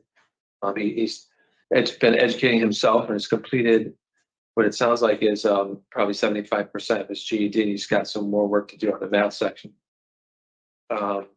He said a couple of times, two people don't want me to do good. So I just wanted to put that on there. I mean, speaking on behalf of me, I want him to do that. I want him to complete more programs and to not get disciplinary reports and be able to be ready to go out to the community and not be having more problems, So I think that he should know there are people that want him to do well. And it is not the case that the entire world is against him and does not want him to do well. So considering everything that we've read and we've talked about today, I'm very concerned about the disciplinary reports. We've talked about it. At his age, at this point, his incarceration, it's unusual to see this happening. He was just in a fighting situation that he described, and he thought that there was no other way that he could have handled that without getting a disciplinary report, which is concerning to me, that he can't look back and figure out a way out of that situation without having gotten a disciplinary report. So for me today, I just don't think he's ready. And I think he should really try to stay disciplinary report free so he can get himself into this new thoughts program that we talked about, and complete anger management. It's also on his offender accountability plan, and get back to working in the facility, continue with his religious services and stay on a positive path and getting himself prepared for release. At some point, he's going to get out. But for me today, I cannot support his parole. Yeah, I mean, it's so unfortunate that what started as a 10-year sentence is now 55 and a half years. It's like, it's so hard to really wrap in. Sad. It's just so sad. But sentencing and length of sentencing, that's not our role. Our role is to determine if someone is rehabilitated and suitable, ready to be released to the community. We don't set the sentences. We don't, but it's just so difficult with these disciplinary reports, and right now he's not working and not in any program, so we can't really counterbalance all of the disciplinary reports. I certainly would bring him back. You know, I mean, he's got about 6 years left on this sentence, and I'd hate to see him go to the end. Ms. McComary? I agree with everything that's been said. I mean, without some programming, it's difficult to really measure offender change. I think on a positive side, you know, I agree with Mr. Staskis. We would like to see Mr. Robinson suitable. Yeah. And bringing him back, I think it's a great opportunity for him to work on what we've asked him twice now to work on, but we're not giving up. Right. You know, he talked about not being so impulsive, understands life isn't fair. I'd like to see him those, you know, because some of these disciplinary reports are impulsivity and not responding to difficult situations in a different way. So I do agree in terms of he's not suitable for parole today, and would agree to bring him back as well. What time frame? Yeah, so I mean, he has it's like about 6 years left. 6 years left, yeah. Yeah, I mean, if he were to come back in say 2 or 3 years, and he has no disciplinary reports and some programs, you know, can do anger management and new thoughts, continue his religious services, I think he'd be in a better position in a couple of years. So I don't know what. I think nothing more than 3 years. I don't know if 2 is enough. Okay. 3 years. For him to really kind of show. All right. And then he'll still have 3 years to supervision in the community. Mhm. All right. What is today's date? April 2025. So April, yeah. April 2028. April 4th, okay. Okay, in the matter of Shawn Robinson, inmate number 148846, I'll make a motion to deny parole at this time, but we'll rehear the case in April of 2028. Reasons for denial being poor institutional adjustment, disciplinary reports, and inadequate program participation. We're going to recommend that you participate in positive programs to include anger management, new thoughts, and anything else. Continue with your education and avoid any further disciplinary reports. Is there a second to the motion? Second. All in favor? Aye. Aye. Okay, thank everyone for their participation. Mr. Robinson, we hope that you'll get into programs and avoid disciplinary reports for your next hearing. Good luck to you, sir. Thank you all. This concludes the Public Act 23-169 for Shawn Robinson, inmate number 148846, and it is 12:20 p.m. Thank you for your consideration. Okay, and they denied. How many of you are surprised, almost like expecting Connecticut to just give in, even on the third try? But no, they did not give in. And what's interesting, if you go online and type, this case has gotten attention. There are attorneys in the state of Connecticut that are tweeting and that are Xing, let this man free. He's been locked up. And it's like, I just wonder if these attorneys actually watch the hearing, if they put any like investigation into it. And I want y'all to know, whoever's listening to this, who's still here. I have seen, because you know this is what we do with 2 channels covering Louisiana, Connecticut, Vermont, Utah. What other states am I missing? Iowa, right? I have probably covered on both channels combined, I don't know, maybe 6,000 parole hearings. I mean, just look at the number of uploads I've done and then how many hearings sometimes have 2, 3, or 4, or 5. And I probably watched 20,000. I don't know. I hope I'm not exaggerating on the math, but I've seen it all. I've seen a lot. And yes, there are men who go in with 5-year prison sentences and then pick up life sentences or you know, give or take. in prison. I'm sorry to break it to you, man, but you're nothing special. No one's picking on you. If you go and get involved in a prison riot and shank a guard, you're going to catch more time. If you try to escape from prison while you're in prison, you're going to catch more time. You don't believe me? Let me show you a case of a man who did go. This was in Iowa, 5-year stint, and ends up spending most of his life in prison. Let me play it for you. I got my head together finally after all. I mean, I came in prison with a 5-year sentence. You know, I wound up picking up 76 extra years in prison. Wow. And I definitely don't want to repeat any of that. You heard right. That was an Iowa man. And what was he? He was involved in a prison riot. Now we get involved in a lot of semantics here with this man, Mr. Shawn Robinson.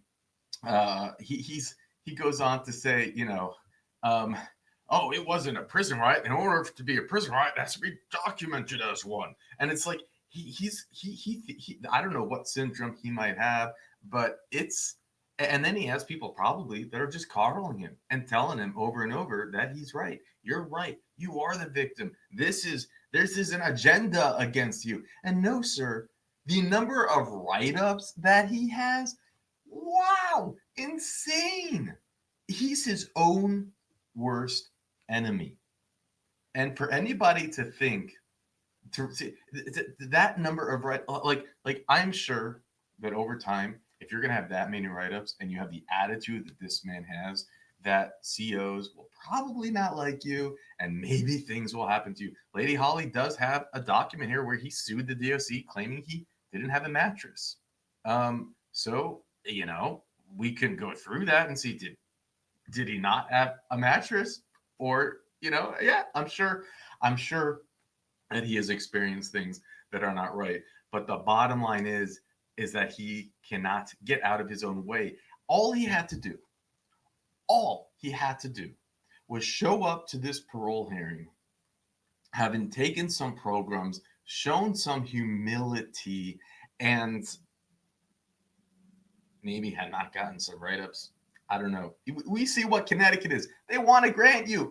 They want to grant you. You just have to play by the rules. And sometimes you don't even have to play by the rules. But this man gave them nothing. I feel bad. It was almost comical, his attorney. I do wonder, like, how much time has his attorney spent with him? Why would an attorney, unless he's like a masochist, want to go through this? Like, from the very beginning, it was like, maybe I'm projecting, but I almost felt like the attorney knew already what he was getting something. Or maybe he had a talk with the guy and he's like, you know, just, I don't know. I wonder, was there even conversation beforehand? Because the way it started off, he had this look on his face, this dreaded look. I want to be anywhere but here. And then they end up going through the hearing and the guard shows up and the guard is so reasonable. It's like, look, like whatever. I just want to see him. I would love to root for him to get out, but like he's not even. And then what's his approach? It's not even him. He wants. Well, it's a giant conspiracy against you. Really, it's nuts. But I think what's more nuts is, again, his supporters. You go online, you see these attorneys tweet, "Let this man out." It's like you are. What's the word? What you do when you try to. God, it's slipping my mind.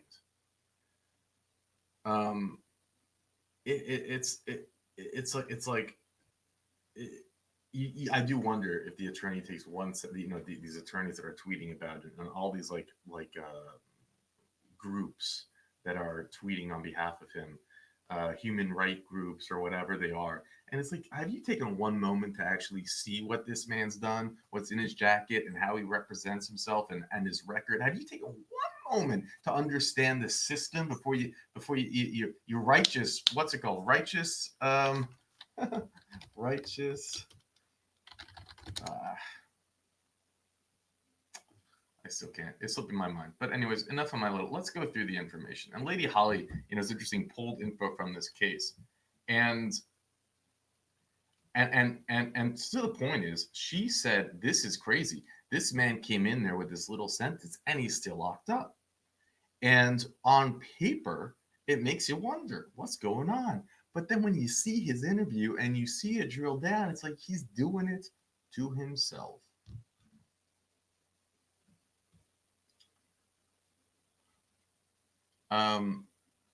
So we'll go through it.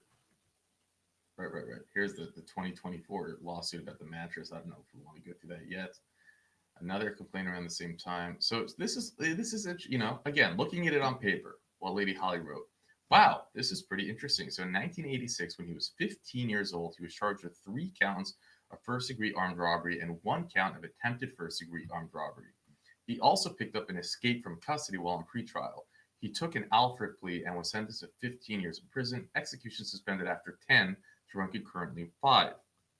The attempted robbery to run concurrently in 5 years, and the escape to run concurrently.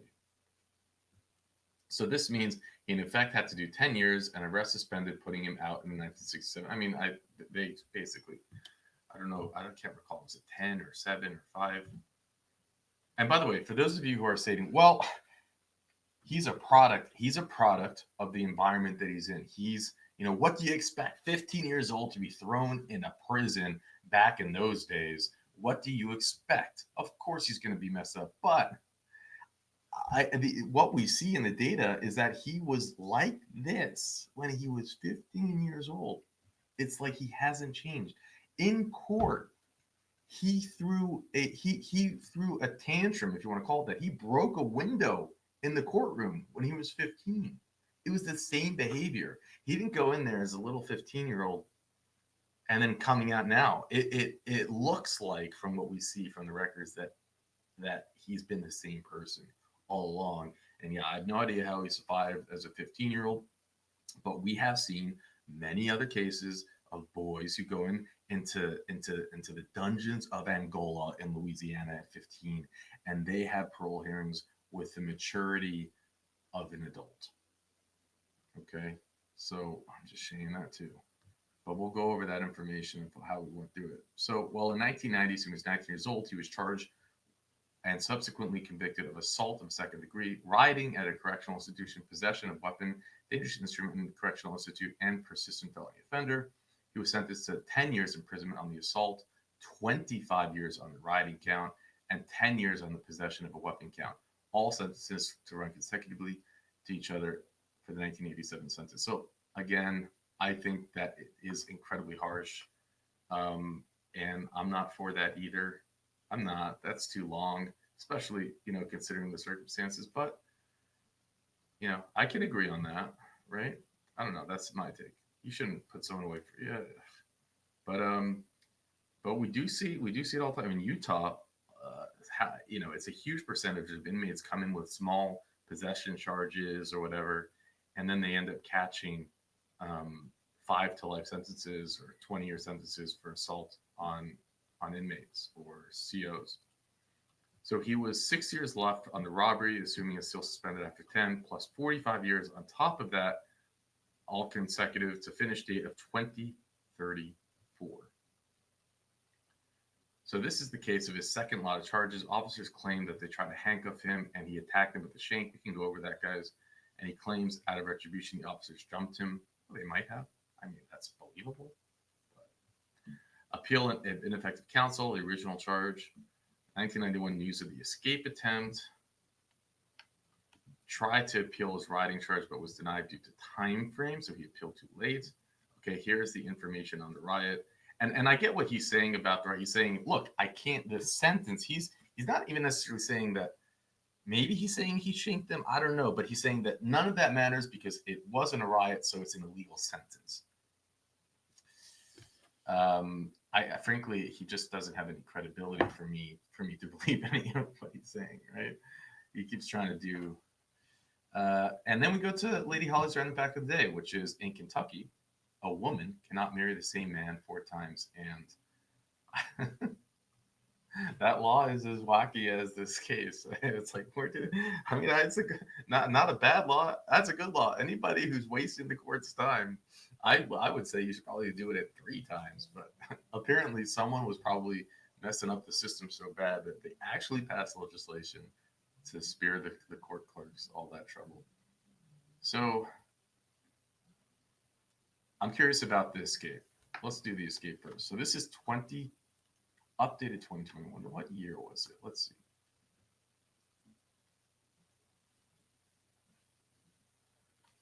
Violent inmate was captured outside Friendly's restaurant on Elm Street Monday night after kicking out a prison band window and dodging bullets fired by a guard as he chased. Wow. Shawn Robinson, 21, an inmate at the maximum security prison Somers, this was a long time ago, was apprehended after seconds after his escape about 7 p.m.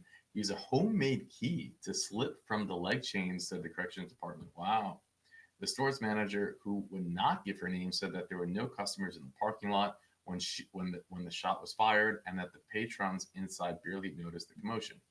But employees said Robinson hit the restaurant window and slumped to the ground. About the time he heard the shot, he slumped to the ground. It's like a cartoon running, and it was kind of like a movie. Oh, there you go.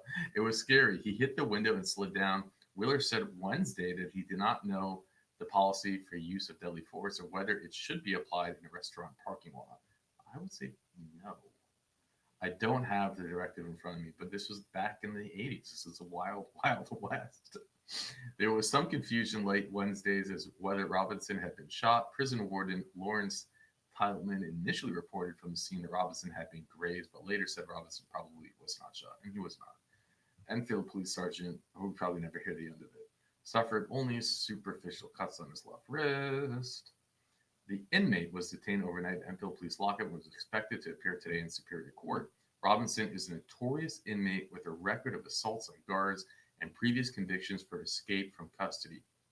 He is serving 62 years for a variety of crimes, including assault and robbery, and was accused of slashing at guards' throats, sometimes in the 90s. So this was in the 90s.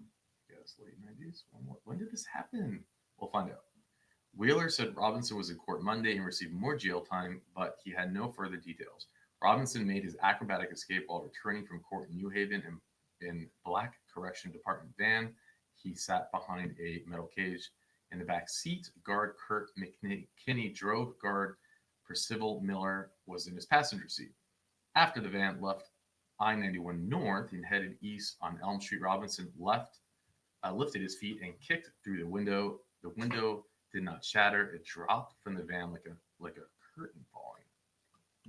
Correction officials and witnesses gave the account as the van screeched to a stop. Robinson, still restrained with wrist chains and handcuffs, crawled out the window and whipped Miller with the leg chain as it approached him.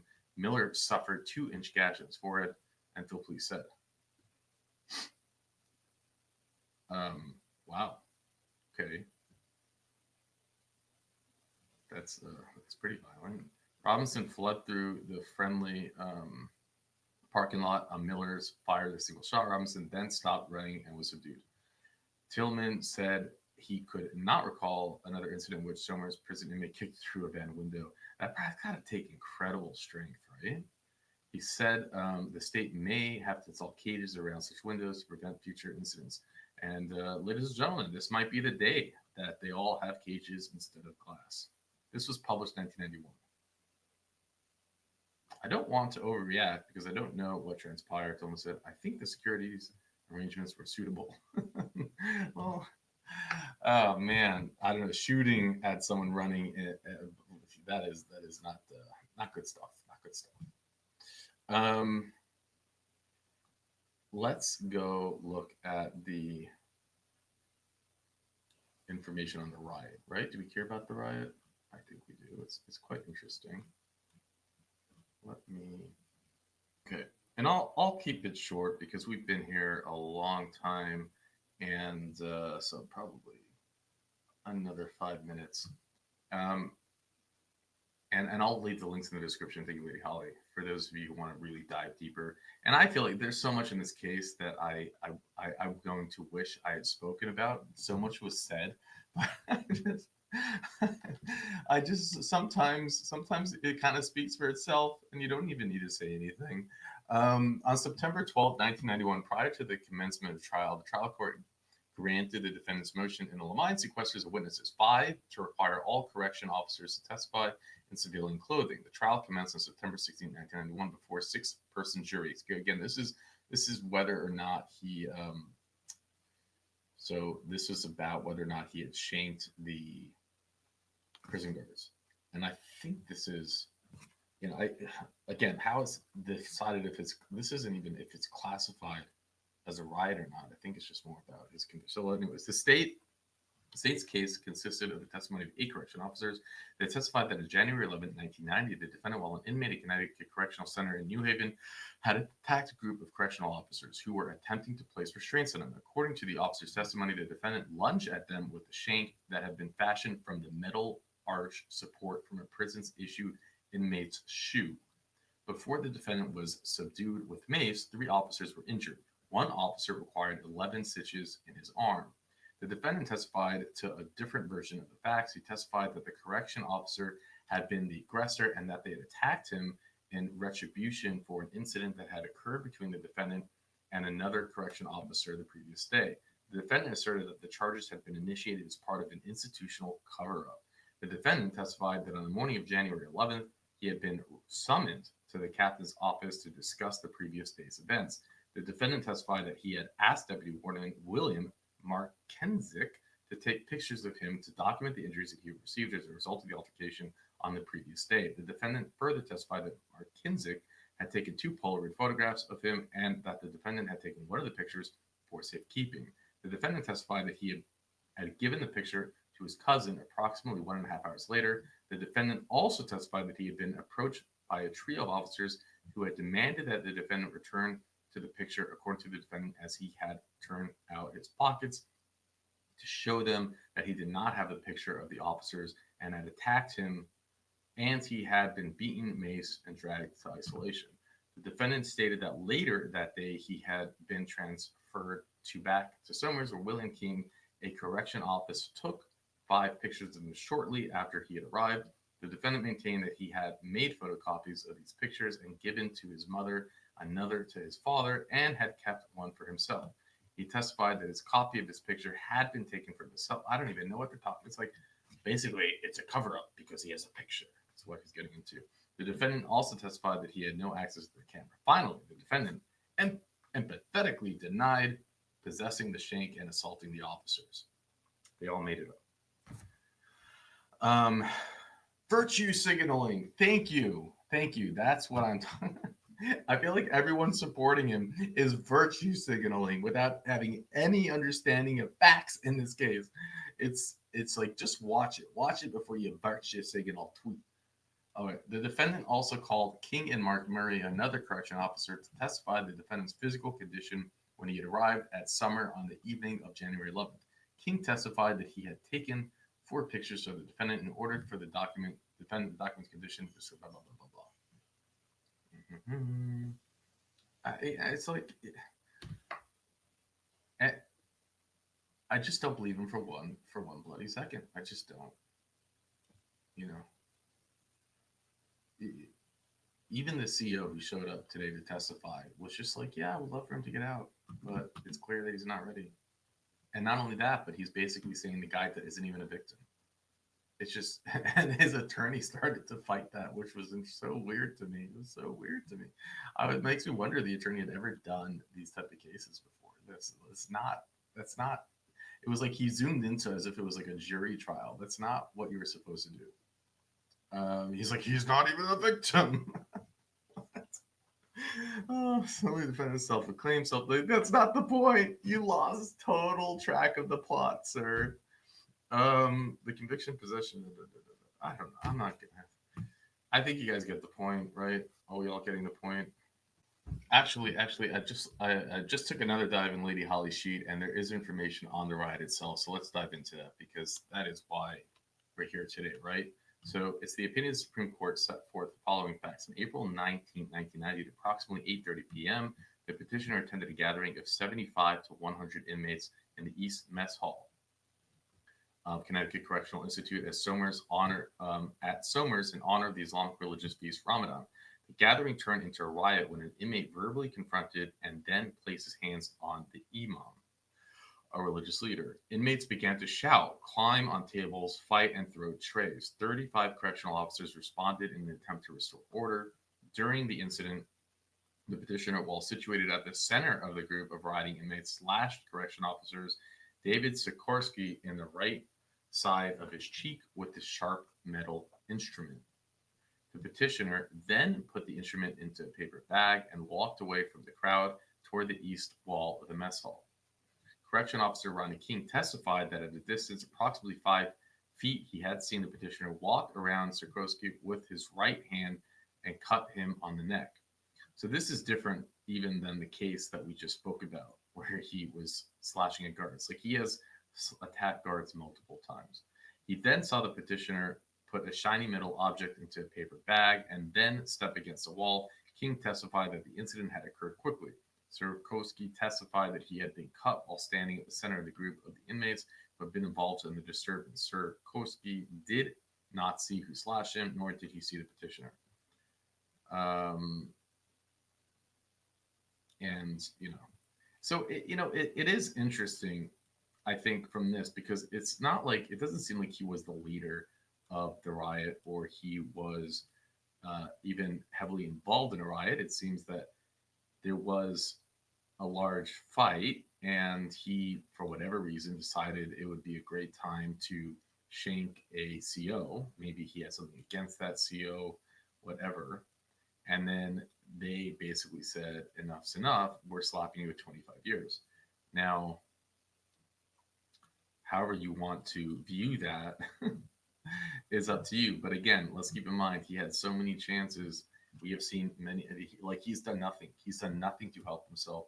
Instead, he really views himself as the victim. There's a conspiracy to get him, to keep him locked down. He views himself as like this, I don't know, this like holy figure, this sacrificial. And it's hard to even go there. And it's like, you're not special. You're not an empathetic figure. You are doing this to yourself. You can't get out of your own way, and you're dangerous. You're